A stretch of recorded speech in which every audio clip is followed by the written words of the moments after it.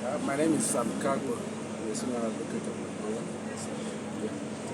Sir, can you buttress to us the merit and demerit of your paper presentation, particularly on AI, artificial intelligence? Well, the merits are like I have made out in paper because there are certain jobs that by their nature very hazardous. You could employ artificial characters like robots to do those jobs. But the flip side is the constriction of labor market, the constriction of employment opportunities. So for every benefit, there is the downside of it. My paper is asking for vigilance and a balance. And more importantly, we should be part of this common world. It's a world that is creeping into us. It's no longer an online world. It is no longer an outer space world. It's no longer the world of witches. This is a real world that is creeping into us, and if we are not adapted to it and be prepared for it and be part of it, we could be elbowed out. And we're already playing the catch-up in almost every aspect of humanity.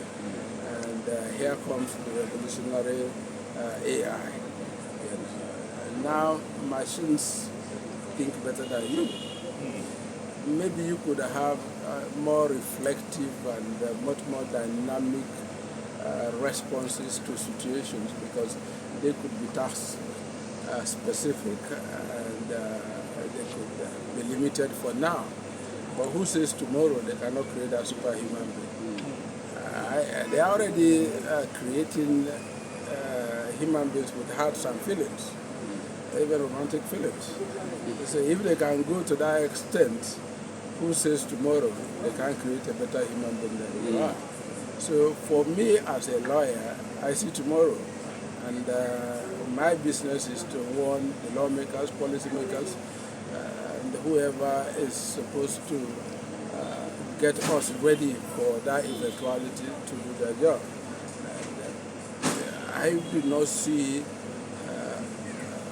why we should even have a ministry for social media and artificial intelligence. We should have it because that is no longer an alternate world. It's a real world competing with this physical world. And my paper looked into all of that.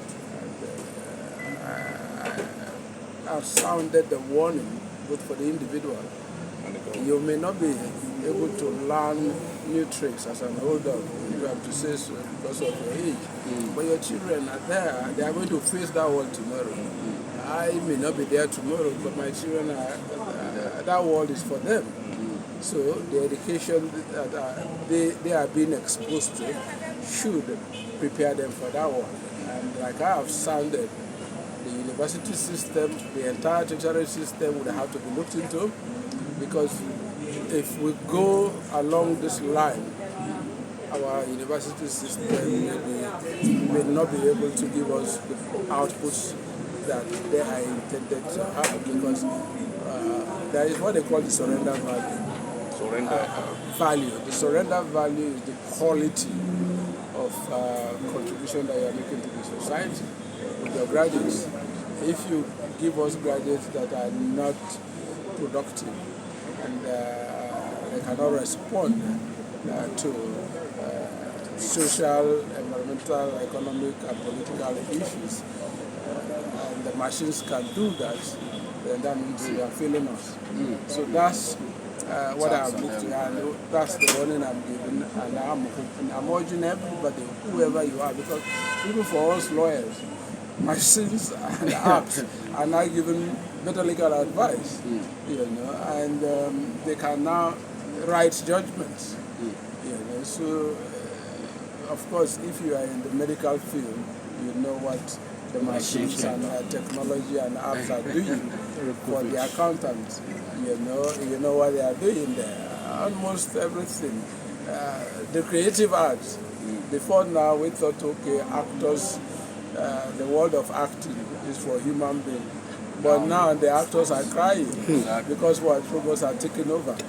And like I have said, these creators, they are creating near perfect human beings. Take a look at the footballers they create. Take a look at the tennis ball players they create. Take a look at the chess ball players they play. Look at the Scrabble players. Every sport has its own experts they've created. And don't be surprised if they have their Olympics tomorrow. So it's a new world order. This, our world, is dying in every ramification. And for government, people just think that the Arab Spring is not a warning.